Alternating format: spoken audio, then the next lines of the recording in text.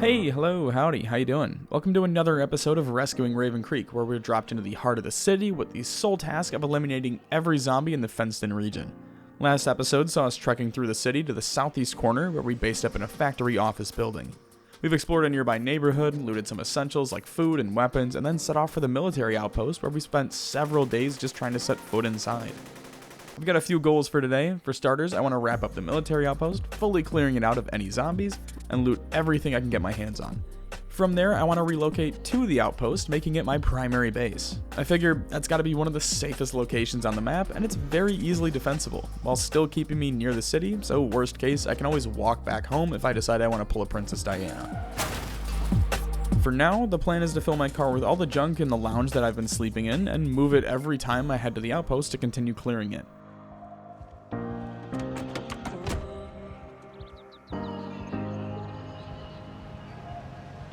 Surprisingly, when I headed back to the outpost today, there were no zombies left. They must have either all moved out, or I managed to kill them all in episode 1. Regardless, I spent the rest of the day taking all of my items out of the car and tossing everything into a pile on the floor.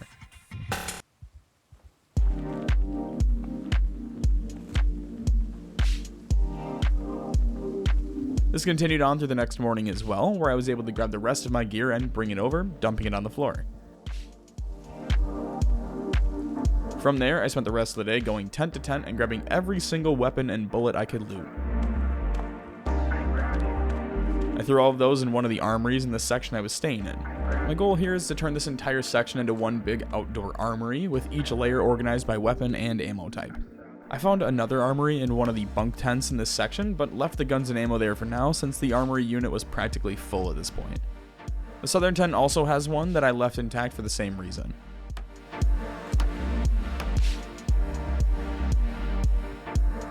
By the afternoon on July 23rd, I'd successfully looted every armory in the base. Now it's time to actually build out the floor plan. There's a ton of military crates just lying around, so I'm going to grab all of those and organize them into columns, with each column containing one ammo type.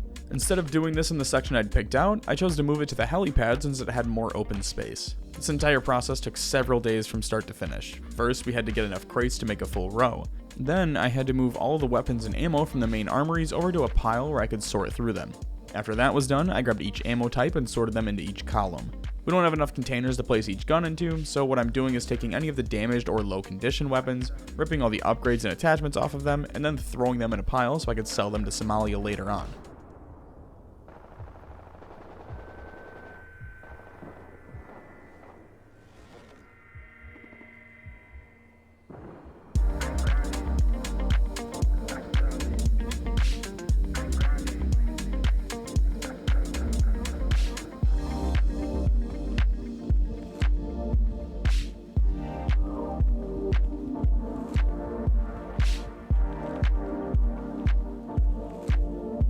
For this, I took all the metal shelving and created a small section near the campsite. With each section of the shelving, I separated crafting items by skill type, saving one slot for tools. Well, it's taken way longer than I thought it was going to, but I think we're almost fully set up here aside from some decorations. With that, we're low on fuel, the power's almost certainly about out by this point, and I need water. There's a gas station to the south of us, and we need to get into clearing, so I grabbed a sledgehammer and began clearing a path to get vehicles into and out of the outpost.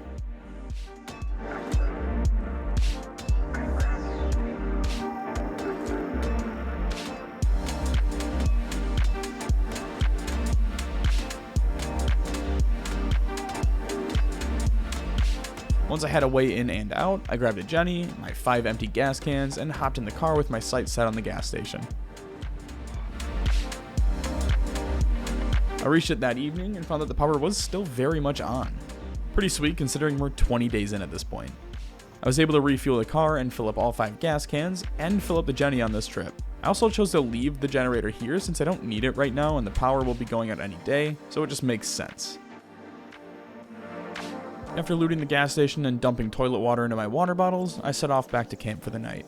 The next morning, I went out to explore the south some more. Over the course of the morning, I found myself working through small pockets of zombies hanging around the car pileups.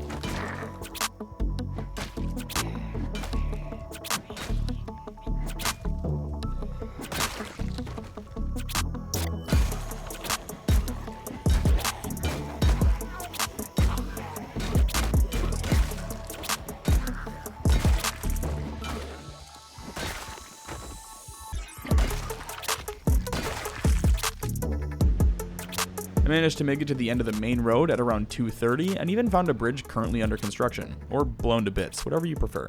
At this point, I began making my way back towards the outpost, but taking my time to explore some of the side roads to see if any additional zombies were hanging around there.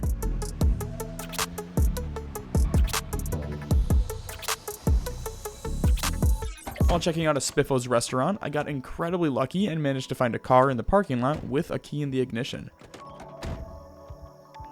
Naturally, as soon as I walked through the door, I triggered an alarm, though it didn't really bother me since I hadn't seen many zombies in the area. If you think about it, this really only helps us clear out any remaining zombies, so it's a welcome challenge. Continuing along the road, there's a self-storage that we'll have to come back to. Across the street from that is a motel that I really wanted to check out. On my epic quest to contract syphilis, I jumped out of the car window and shouted to pull all the hot singles in my area.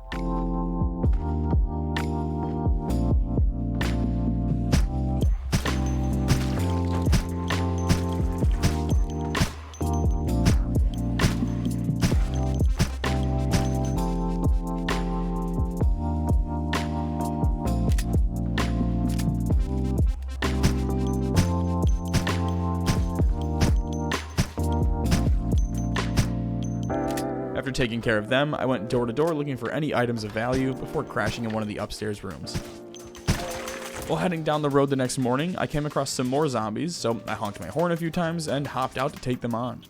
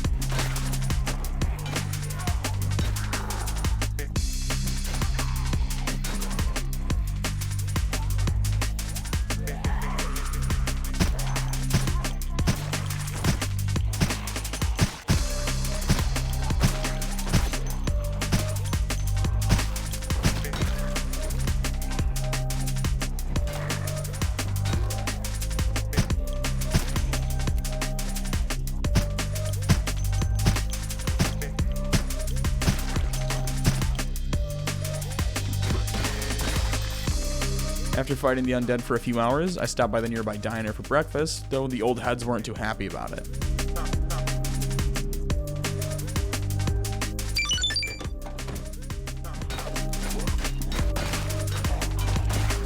With the diner abandoned, I took it upon myself to cook for the community, and by that I mean I just raided the kitchen and ate all of the edible items before looting someone's car and heading back out onto the road.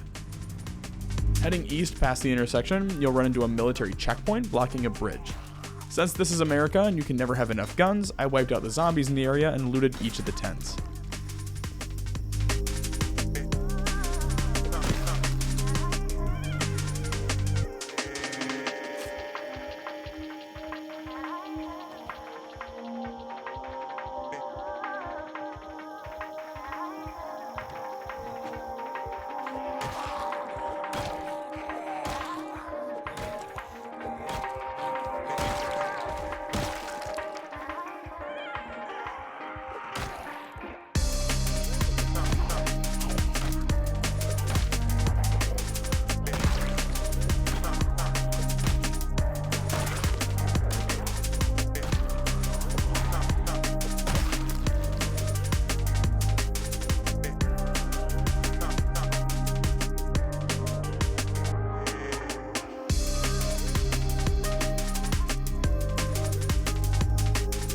There's also a ton of medical supplies that I scooped up as well.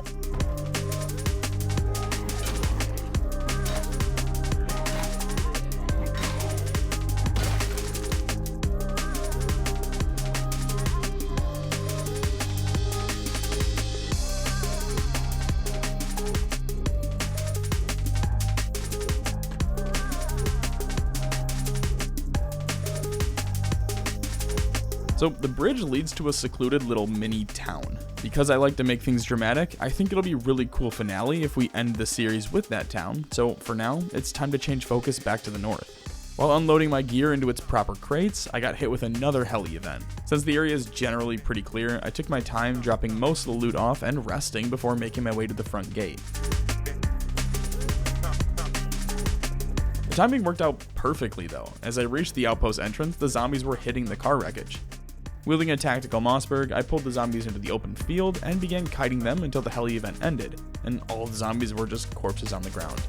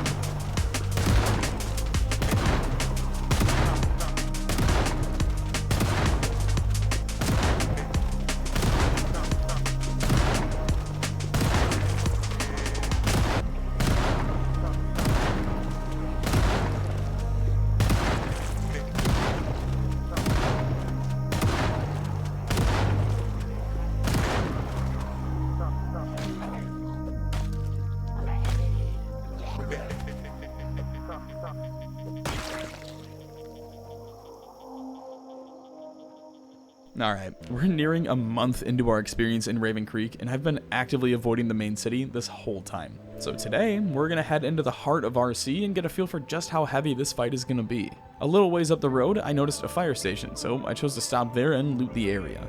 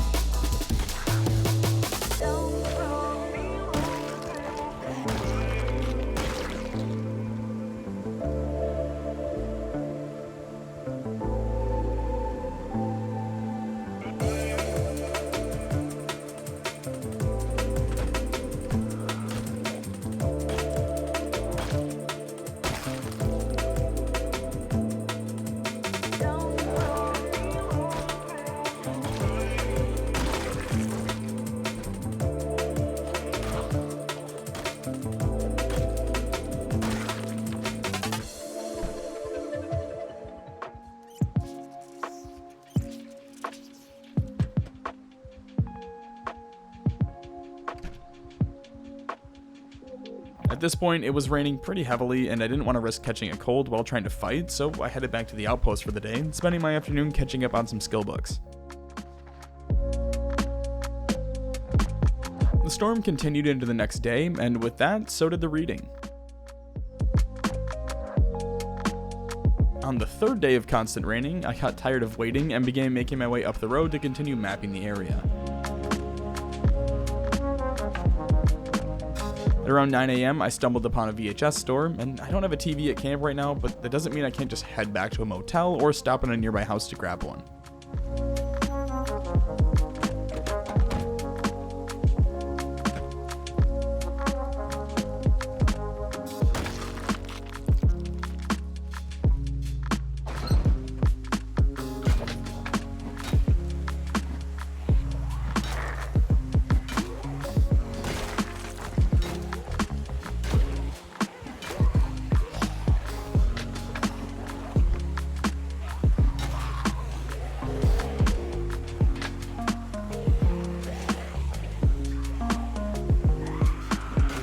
I originally wanted to keep the fighting to melee only, since the VHS store isn't worth starting a full-fledged battle over, though that's inevitably what ended up happening.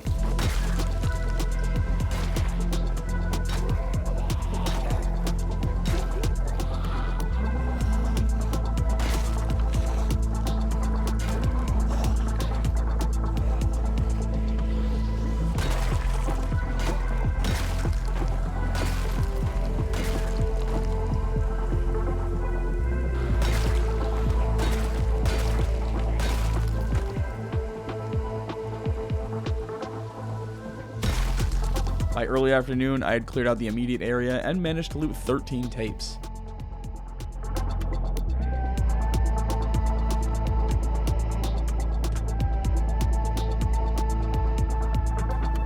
Over the next few hours, I drove around the city trying to uncover more of the map while looking for important buildings such as bookstores.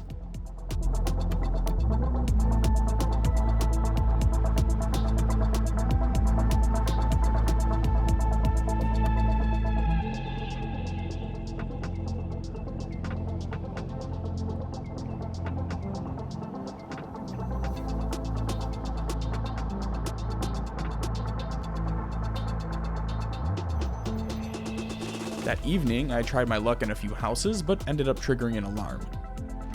I figured it probably wasn't a good idea to stick around since I was already getting tired, so I grabbed my propane tank from a nearby grill before hopping back into the car and heading home.